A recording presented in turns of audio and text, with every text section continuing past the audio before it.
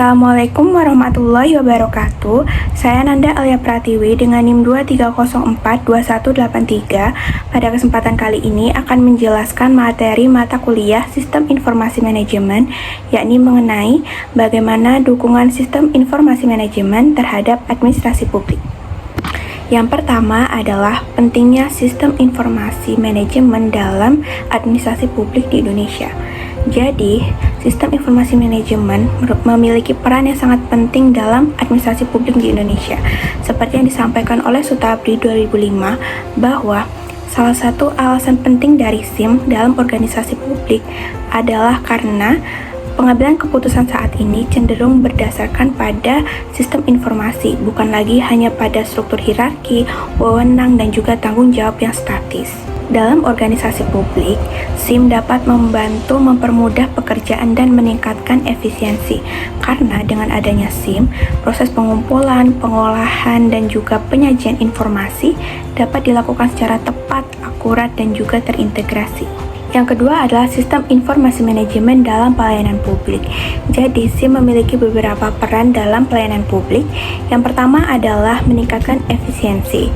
Dengan SIM dapat membantu mempercepat proses layanan dengan sistem yang terkomputerisasi. Yang kedua, meningkatkan akurasi data.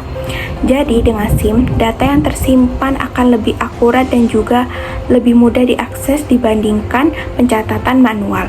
Yang ketiga adalah mempermudah pengambilan keputusan. Informasi yang dihasilkan oleh SIM bisa dijadikan dasar dalam penyusunan kebijakan publik. Yang keempat adalah meningkatkan transparansi. Jadi dengan SIM, sistem akan terdokumentasi dengan baik dan membantu meningkatkan akuntabilitas pelayanan publik.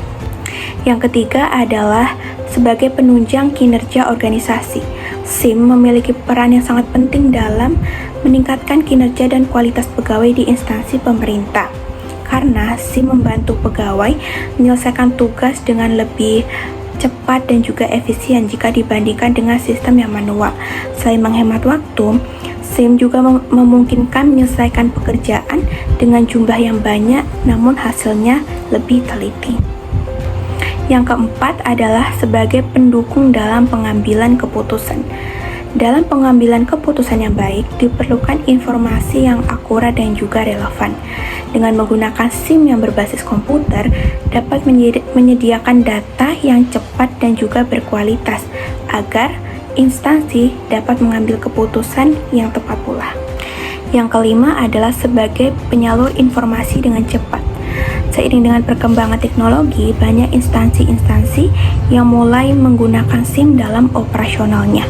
Karena dengan SIM, misalnya dalam bentuk website, dapat memudahkan seluruh lapisan masyarakat untuk mengakses informasi yang mereka butuhkan. Yang keenam adalah tantangan keamanan dalam penerapan sistem informasi manajemen. Jadi dalam penerapan SIM ini terdapat beberapa tantangan. Yang pertama adalah ancaman cyber yang semakin canggih. Karena perkembangan teknologi informasi ini tentunya akan menimbulkan banyak ancaman cyber seperti malware, ransomware, dan phishing yang semakin sulit untuk dideteksi dan juga diatasi. Yang kedua adalah ketidakpatuhan terhadap regulasi. Jadi masih banyak organisasi yang belum mematuhi standar keamanan informasi yang tentunya dapat mengakibatkan sanksi dan kerugian reputasi. Yang ketiga adalah ancaman dari dalam. Misalnya adalah pegawai yang tidak jujur atau ceroboh yang dapat menimbulkan risiko keamanan data yang sangat signifikan. Yang ketujuh adalah ancaman yang dihadapi oleh sistem informasi manajemen ini.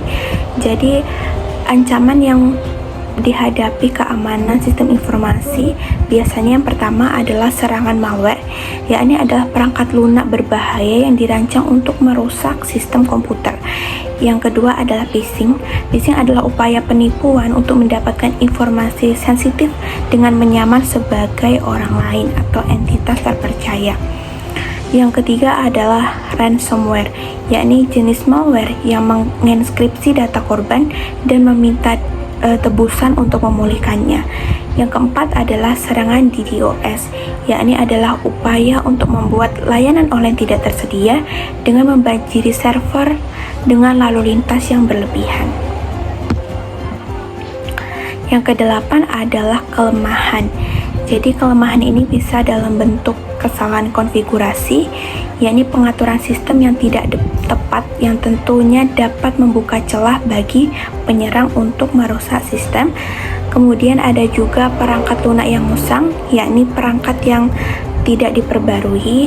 Selanjutnya adalah kurangnya pelatihan keamanan, di mana pegawai tidak dilatih dalam praktik keamanan dan dapat menjadi titik lemah dalam pertahanan organisasi. Yang ke-9 adalah virus. Virus adalah program berbahaya yang dapat menggandakan diri di komputer lain.